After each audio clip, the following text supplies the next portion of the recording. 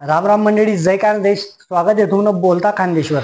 खानदेशी मातीना नावा विचारमा आज आपण भेटत आहेत असं व्यक्तिमत्वाले ज्यांनी शेतकरी, प्राध्यापक आणि मार्केट संचालक म्हणून वेगवेगळी भूमिका पार पाडेले. आणि ते व्यक्तिमत्व म्हणजे आपला प्राध्यापक सुभाष जिबू, ज्यांनी शेतकरीसाठी आज तालुका सहित जिल्हा भरमा वेगवेगळ्या ठिकाणी वेगवेगळं आंदोलन करेलेत. जिबू, तुमचं स्वागत आहे बोलता खानदेशवर. नमस्कार. नमस्कार.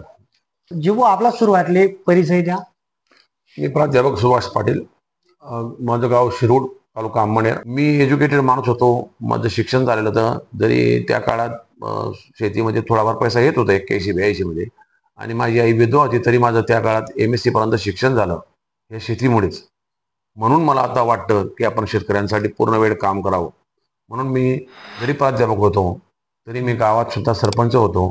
गावात माझी विकास सोसायटी 30 वर्षापासून मी त्या सोसायटीत संचालक आहे, चेअरमन आहे. आज जिल्ह्यामध्ये सर्वात उत्कृष्ट काम करणारी संस्था आमची शिरूड विकास सोसायटी आहे. जवळ आमच्याकडे 25-30 लाखाच्या ठेवी आहेत, 25-30 लाखाचा बिल्डिंग फंड आहे. त्याच माध्यमातून मला त्या संस्थेचं चांगलं काम, शेतकऱ्यांसाठी केलेलं काम म्हणून शेतकऱ्याने 2 वेळा अंमळ तालुका कृषी उत्पन्न बाजार समिती पण संचालक म्हणून जोडून दिलं. शेतकऱ्यांची खूप इच्छा आहे की मला वरचं पद भेटायला पाहिजे होतं, पण शेवटी काही राजकीय गोष्टी असतात, तिथं अडचणी येत असतात. जिबू, शेतकरी, प्राध्यापक आणि मार्केट संचालक म्हणून कोणता अनुभव तुम्हाला खास वाटतो? स्वतः मी प्राध्यापक म्हणून सुद्धा खूप मेहनत घेतली. खूप विद्यार्थी आमचे त्या काळात खूप विद्यार्थी प्राध्यापक झाले. म्हणजे जवळपासच्या भागात त्यावेळी आम्ही अंमळचेच किंवा धुळ्याचे लोक पारोळ्याला प्राध्यापक होतो. पण आम्ही पारोळ्याला प्राध्यापक झाल्यानंतर पारोळ्या तालुक्यातले खूप विद्यार्थी प्राध्यापक झाले. फॉरेनमध्ये विद्यार्थ्यांनी PhD केल्या. मलेरिया सारखे, टायफॉइड सारखे आजारांवर संशोधन केलं.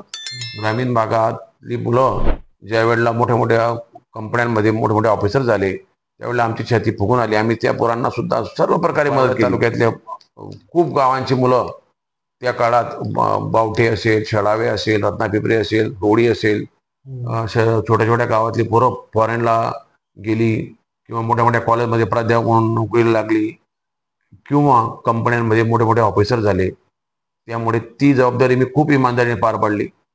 त्याचबरोबर माझ्या गरीब गावातील विद्यार्थ्यांना आम्ही अक्षरशः कर्जाला जामीन होऊन जायचो शैक्षणिक कर्जासाठी.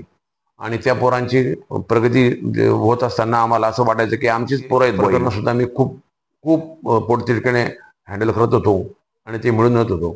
पण त्या काळात कोणी एवढं व्हॉट्सअप नव्हतं, फेसबुक नव्हतं, किंवा वृत्तपत्रामध्ये पण अशी सामान्य माणसाची बातमी येत नव्हती. पण आता व्हॉट्सअप, फेसबुकमुळे आम्ही केलेलं काम लोकांना माहीत पडतंय आणि आम्ही पण थोडे त्यामुळे जास्त परिचित झालो. बरोबर. त्या काम बघून काँग्रेस पक्षाने मला किसान काँग्रेसचं तालुका अध्यक्षपद दिलं, त्यानंतर जिल्हा कार्याध्यक्षपद केलं आणि आता जिल्ह्याच्या अध्यक्षपद दिलं. शेतकऱ्यांपरी आपली खूप प्रामाणिक सेवा करण्याची इच्छा आहे आणि त्याच्यातून जास्तीत जास्त काम अजून पण करत राहू. मार्केटमध्ये पण आपण संचालक आहेत. मी आठवड्यातून 2 दिवस 3 दिवस स्वतः निलावात उभा असतो आणि माझा हेतू एकच असतो की माझ्या उभं राहण्याने कोणत्याही शेतकऱ्याला 50 रुपये 100 रुपये त्याच्या क्विंटल मागे फायदा व्हावा, किंवा जर तिथं काही चुकीचं होत असेल तर रोखता येऊ.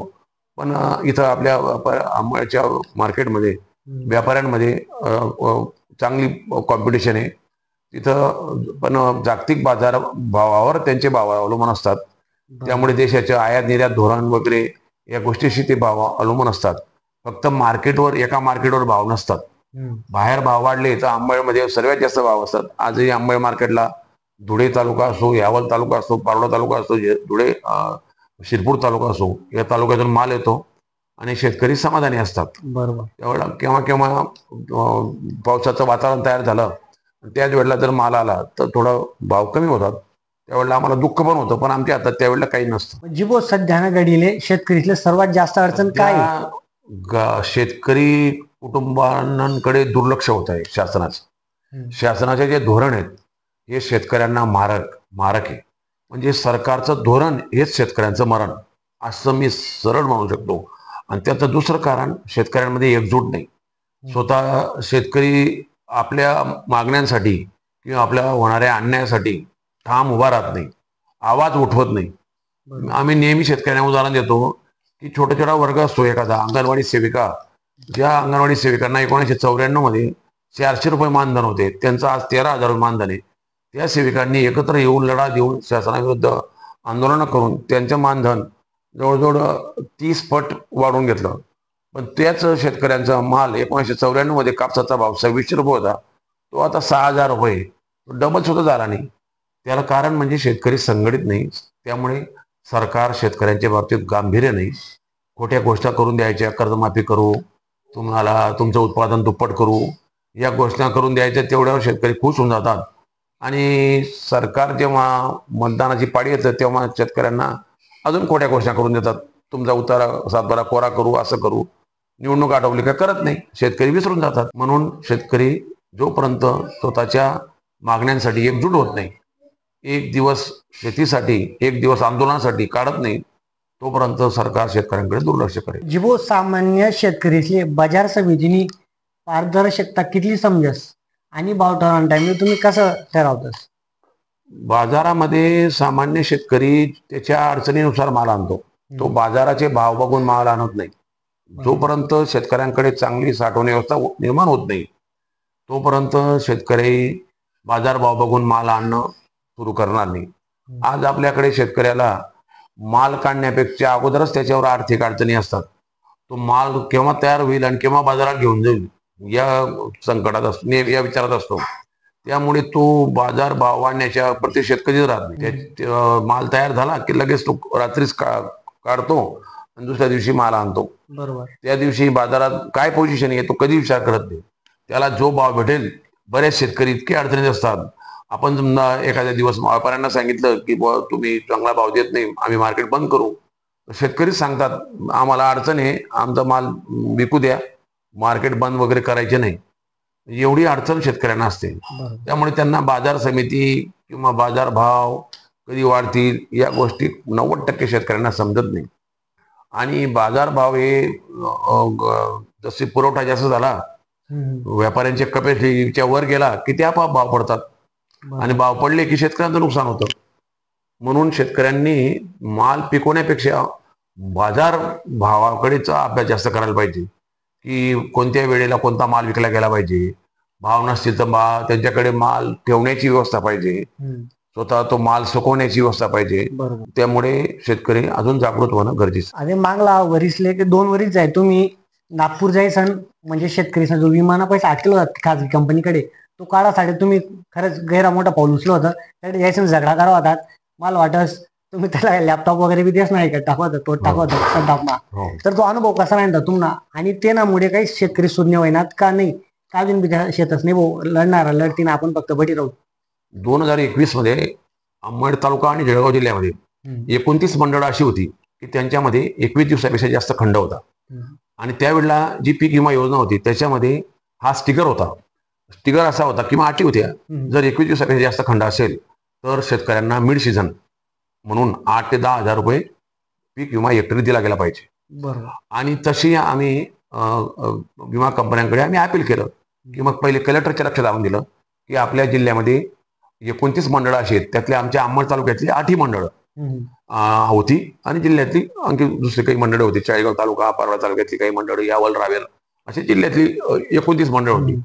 आणि मग त्यावेळेला कलेक्टर साहेबांकडे सुनावणी झाली. विमा कंपनीचे लोक, कलेक्टर साहेब, आमचे शेतकरी प्रतिनिधी. तर कलेक्टर साहेबांनी सांगितलं की तुम्ही यांना मिड सीझन द्यावं, या अटीनुसार 21 दिवसाचा खंड आहे, शेतकऱ्यांच्या पिकाचं नुकसान झालं असं सांगितलं. की जे पंचनामे झाले बाबा 21 दिवसाच्या खंडाचे, त्यावेळेला आमच्या कंपनीचे लोक नव्हते हजर. पण माझ्या गावाला स्वतः आम्ही शेतामध्ये पंचनामे केले होते. तिथं तालुका कृषी अधिकाऱ्याचा एक माणूस, तालुका पंचायत समितीच्या कृषी विभागाचा एक व्यक्ती आणि विमा कंपनीचा एक प्रतिनिधी आणि आमच्या गावाचे सरपंच, ग्रामपंचायत सदस्य आणि आम्ही स्वतः हजर होतो. तिथं आम्ही पंचनामा केलेला होता. 21 दिवसाचा खंड झाल्यामुळे कापसाची किंवा इतर पिकांची वाढ झालेली नव्हती. पिकांचं उत्पादन खूप घटलेलं होतं आणि ते फोटो माझ्याकडे होते. नाशिकला आयुक्तांकडे जेव्हा विमा कंपनीच्या लोकांनी सांगितलं, वॉरंटरी इन्शुरन्स कंपनीच्या, की आमचे लोक नसताना यांनी पंचनामे केले आहेत आणि 21 दिवसाचा खंड जरी झाला होता तरी कापसाच्या पिकांचं फार नुकसान झालं नाही, त्यामुळे आम्ही मिड सीझन देणार नाही. त्यावेळेला मी त्यांना सर्व फोटो दाखवले की हे बघा पिकांची वाढ झाली नाही आणि पंचनामे झाले तेव्हा तुमच्या विमा कंपनीचे लोक आहेत. बरोबर. तर तो नाशिकचा तिथं आलेले साहेब यांनी तो फोटो बघितला आणि ते चूक झाले. आणि तिथं पण आयुक्तांनी त्यांना सांगितलं की तुम्ही या शेतकऱ्यांना मिड सीझन द्या. बरोबर. तरी विमा कंपनीने, जी विमा कंपनी सरकारी आहे, तरी त्यांनी मंत्रालयात मुंबईला अपील केलं हा हा आणि त्या अपीलला सुद्धा आम्ही स्वतः हजर राहून ते अपील सुद्धा कंपनीच्या विरोधात गेलं आणि कंपनीला तिथं महाराष्ट्राच्या मुख्य सचिव कृषी विभागाच्या यांनी सांगितलं की तुम्हाला ज्या सर्कल किंवा मंडळामध्ये 21 दिवसाचा खंड आहे त्या सर्व मंडळातील लोकांना मिड सदनचे पैसे द्यावे लागतील. आणि कंपनीने ती सुनावणी झाल्यावर तो निकाल आल्यावर सुद्धा बरेच दिवस या 21 मंडळातील शेतकऱ्यांना 72 कोटी रुपये देणं टाळाटाळ करत होती. आणि ते टाळाटाळ करत असल्यामुळे कंपनीचं जे ऑफिस आहे जळगाव धुळे जिल्ह्यापासून इकडे विदर्भापर्यंत हे नागपूरला आहे मेन ऑफिस. मग आम्ही नागपूरच्या ऑफिसला गेलो की तुम्ही का, मी त्याच्यावर अगोदर फोनने कॉन्टॅक्ट केला पण ते फोनवर चांगले उत्तर देत नव्हते. मग आम्ही नागपूरचं कार्यालय गाठलं. मी स्वतः त्यावेळेला आजारी होतो. 5व्या मजल्यावर त्यांचं ऑफिस होतं. आम्ही 5व्या मजल्यावर पायी जिने चढलो आणि त्यांना विचारलं की बुवा आम्ही जळगाव जिल्ह्याचे शेतकरी आहेत, आमच्याकडे 29 मंडळामध्ये 21 दिवसाचा खंड आहे आणि आपल्या स्टिकर प्रमाणे 21 दिवसाचा खंड असला की त्या शेतकऱ्यांना एकतरी 10,000 रुपये किंवा 8-9,000 रुपये मिड सीझन द्यावा. बरोबर. तर ते म्हणे आमचे मेन साहेब नाही येत, असं नाही तसं नाही. म्हटलं आम्ही एवढ्या लांबून आलेलो आहेत 500 किलोमीटरवरून आणि तुम्ही साहेब नाही, त्यांना फोन लावा. नाही म्हणजे दिल्लीला गेलेत, फोन लावा तुम्ही त्यांना, दिल्लीला असो का फॉरेनला असो. अमेरिकेत लोक फोनवर बोलतात, तुम्ही दिल्लीच्या साहेबांशी का बोलत नाही. ते टाळाटाळ करत होते आणि ते टाळाटाळ करत असतानाच आमचं त्यांच्याशी थोडं जोरात बोलणं सुरू झालं. आणि आमचे बोलणं सुरू झालं की मग त्यांनी सांगितलं की तुमचं फोन बोलणं करून देतो. आणि मग त्यांनी आमच्या त्या साहेबांशी बोलणं करून दिलं. मी त्यांना सांगितलं की सर आम्ही जळगावहून आलेलो आहेत, आमच्या जळगाव जिल्ह्यामध्ये 29 मंडळामध्ये 21 दिवसाचा खंड आहे आणि तुम्ही मिड सीझनचे पैसे देत नाहीत. नाही म्हणे आम्ही दिल्लीला अपील केलंय. आणि त्यांनी जेव्हा दिल्लीला अपील केलं सांगितल्याबरोबर आम्हाला संताप झाला की जर तुम्ही दिल्लीला अपील केलं तर मग आम्हाला का सांगितलं नाही. आम्ही ज्या परिस्थितीत आम्ही ओरपडलेले लोक आहेत त्याचे दुष्परिणाम भोगत आहेत आणि आम्ही वेळोवेळी तुमच्या सुनावणीला हजर आहेत. मग तुम्ही आम्हाला का कळवलं नाही की दिल्लीला अपील आहेत. तुम्ही परस्पर ते अपील वन साइड निकाल लावून आम्हाला अन्याय करणार आहेत. आणि मग आमचा तो संताप तिथं झाला अधिकाऱ्यांच्या चुकीच्या उत्तरामुळे. त्यांनी जे लिहून दिलं होतं ते चुकीचं आहे बुवा, त्यामुळे आमच्या मधल्या 2-3 जणांचा संताप फारच वाढला. बरोबर. आणि तिथं आमच्या संताप बघून आम्ही थोडंसं शाब्दिक झालं, थोडंसं त्यांच्या कॉम्प्युटरचं नुकसान झालं आमच्याकडनं. तर त्यांनी लगेच पोलिसांना फोन केला. आम्ही त्यांचे पूर्ण ऑफिस कोंडून दिलं. एकही कर्मचाऱ्याला बाहेर जाऊ देणार नाही. म्हटलं तुम्ही आम्हाला ऑर्डर द्या की आम्ही 72 कोटी रुपये रिलीज करतो शेतकऱ्यांचे आणि ते वाटणं सुरू होईल, ती ऑर्डर द्या तरच आम्ही इथून जाऊ. मग त्यांनी पोलिसांना बोलवलं. पोलीस 2 गाड्या घेऊन आले. पोलीस आम्हाला, आमचे काही लोक बिचारे शेतकरी होते ते घाबरायला लागले. त्यांना म्हटलं आपण काही चोऱ्या केलेल्या नाही, आपण शेतकऱ्यांच्या मागण्यासाठी आलो आहेत, जाऊ म्हटलं यांच्या गाड्यांमध्ये. आम्ही बिंदास यांच्या गाड्यांमध्ये बसलो, पोलीस स्टेशनला गेलो. पण पोलीस स्टेशनला गेल्यावर आम्ही तिथल्या पियांना सांगितलं, नागपूरच्या पियांना, त्या पोलीस स्टेशनच्या, की आम्ही अशा एवढ्या दिवसापासून या गोष्टीचा मागे पाठलाग करतोय. आम्ही जिल्ह्याच्या सुनावणीला आमच्याकडे निकाल लागला, नाशिक विभागाच्या सुनावणीला आमच्याकडे निकाल लागला, राज्याच्या सुनावणीला आमच्या निकाल लागला, तरी हे लोक पैसे देत नाही. शेतकऱ्यांना उत्पादन पण नाहीये आणि जर विमा काढून विमाचे पैसे भेटत नसतील तर का सहन करायचं. बरोबर. पोलिसां पण शेतकऱ्यांची पोरं आहेत, त्यांना आमचं म्हणणं लक्षात आलं. आणि विमा कंपनीचे जे ओरिंडाचे अधिकारी होते तिथले ते पण आले. त्यांना पण लक्षात आलं की यांचे म्हणणं एकदम रास्त आहे, आपल्याच कंपनीच्या लोकांची चूक आहे. बरोबर. त्यांनी शेवटी केस करायचं नाकारलं आणि लेखी तक्रार केली नाही.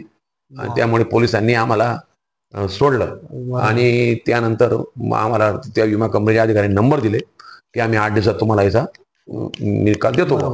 आणि मित्रांनो 8 दिवसातच त्यांनी मला फोन करून सांगितलं की सर उद्यापासून तुमच्या सर्व मंडळामध्ये पैसे पडतील. बरोबर. मी त्या दिवशी मेसेज टाकला शेतकऱ्यांना की ज्यांचे विमा काढलेला आहे त्यांनी आपले जे अकाउंट आहेत ते KYC करून घ्या. आणि आधार कार्ड लिंकिंग करून आपले जे आधार लिंकिंग अकाउंट असतील त्या अकाउंटमध्ये विमा कंपनीचे पैसे पडणार आहेत. तर त्यावेळेला काही लोकांनी माझी टिंगल पण केली. त्यांना अर्धवट नावाच असतं विमा काही भेटणार नाही भावा आणि खोटं सांगतात असं. ऊसाचा, सोयाबीनचा किंवा मक्याचा जो भाव आहे मागच्या 12-13 वर्षात तोच भाव आहे.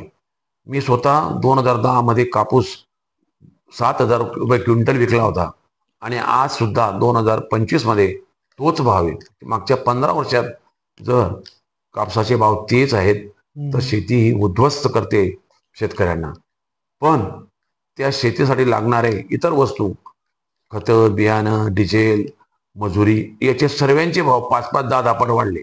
बरोबर. आणि शेतीमालाचे भाव वाढले नाही. त्यामुळे शेतकरी शेती करतोय पण अतिशय बिकट परिस्थितीत.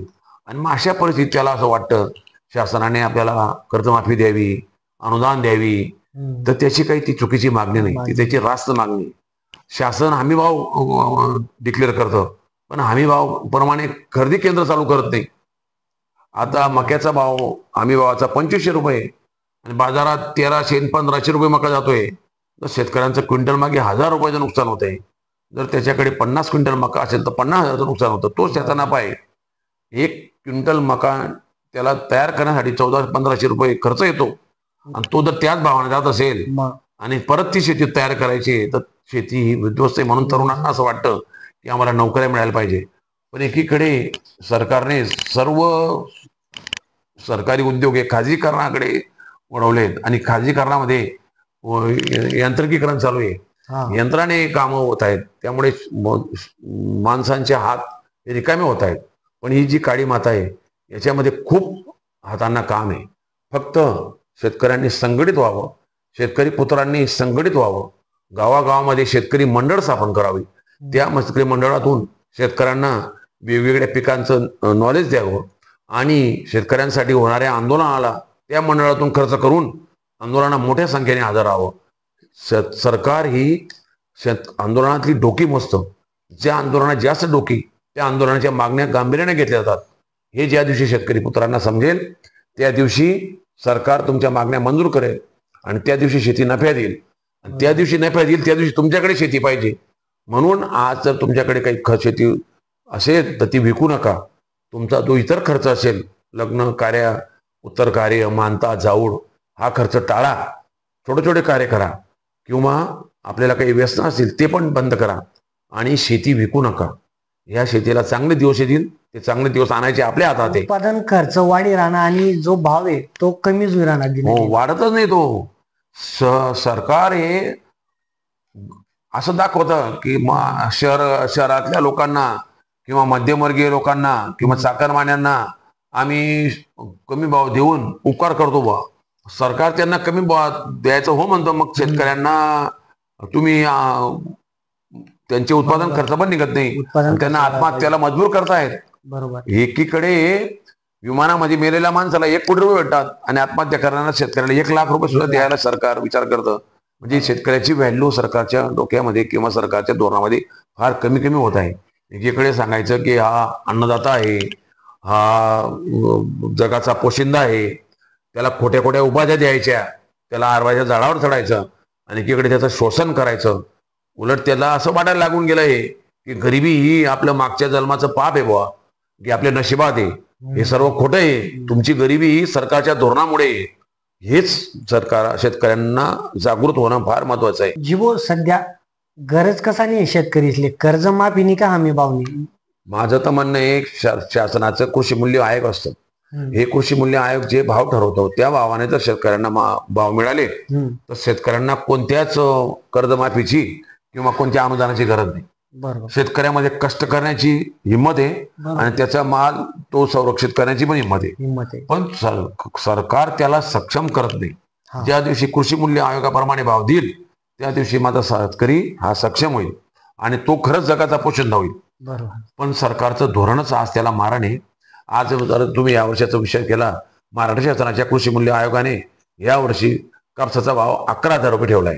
पण केंद्र सरकार 8,000 प्रमाणे कापूस खरेदी करते. ते खरेदी करते म्हणजे ते पण खरेदी होत नाही, ते पण सेंटर चालू नाही. शासनाने जे पण भाव जाहीर केले असतील MSP प्रमाणे त्याप्रमाणे सेंटर चालू करायला पाहिजे आणि त्या सेंटरवर जर शेतकऱ्याचा माल विकला गेला तर त्याला 2 पैसे जास्त मिळतील. बरोबर. आणि त्याचे मुलं बाळ सुखी राहतील. त्यांना पण चांगले कपडे मिळतील, चांगले शिक्षण मिळेल, आरोग्य मिळेल. त्याचे पण पोरांना वाटेल की आपण त्याच्या पण पोरांना वाटतं ना, जसे पुढाऱ्यांचे पोरं फॉरेनला शिकतात त्यांच्या पोरांना पण वाटतं की चांगल्या कॉलेजला शिकायला पाहिजे. असं गोष्टीला राहतील, थोडी प्रगती करतील.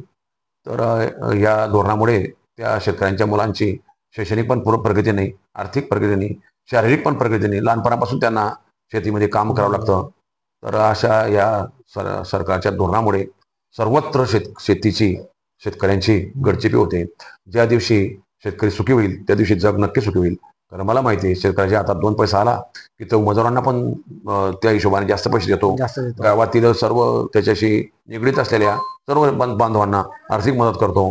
म्हणून जर या देशाला खरंच देश समृद्ध आणि सुखी करायचा असेल तर सरकारने धोरण बदलवायला पाहिजे आणि शेतकऱ्यांना सुखी करायला पाहिजे. शेतकरी सुखी तर जग सुखी. जग सुखी. 100% याप्रमाणे आपल्या देशाचं जीवनमान सुधरेल अशी मला पूर्ण खात्री आहे. तर मंडळी, आणि एपिसोड दे का तुम्ही, जर शेतकरी सुखी होईना तरच जग सुखी होईल, आणि जर शेतकरी सुखी नाही होईना तर तो जगले काय देईल. त्यामुळे शेतकरी जर जगना तरच आपला बी फायदा आहे. आपला येणारा अन्न घरमा तोच दि राहणार. म्हणजे अन्न देवता बळीराजा शेतकरी आहे सध्या ना जगमा, आणि मागा मागे तोच आपले तारणार आहे. त्यामुळे तुम्ही शेतकरीला तारांना प्रयत्न करा, त्यांना मालले योग्य भाव देवाना प्रयत्न करा, जेणे काही सण त्यानं बी आयुष्य सुधरील आणि मुलं बाळ चांगलं शिक्षण दिसन प्रगती करतील. नाही तर वर्ष शेतकरी वारमाच कपी राहणार आणि वारमाच त्यानं जीवन जाई राहणार. त्यानं खरंच विचार करायची गरज आहे सरकारले. तर मंडळी, आज एपिसोड कसा वाटला कमेंट करीच नक्की सांगा. आणि जर तुम्हाला भागमा असाच काहीतरी विषय होतील तर नक्की कमेंट करा. आणि सीसीआय केंद्र जटे चालू नाही तो सुद्धा कमेंट करा. चला भेटूत मंडळी पुढला भागमा. जय काना देश.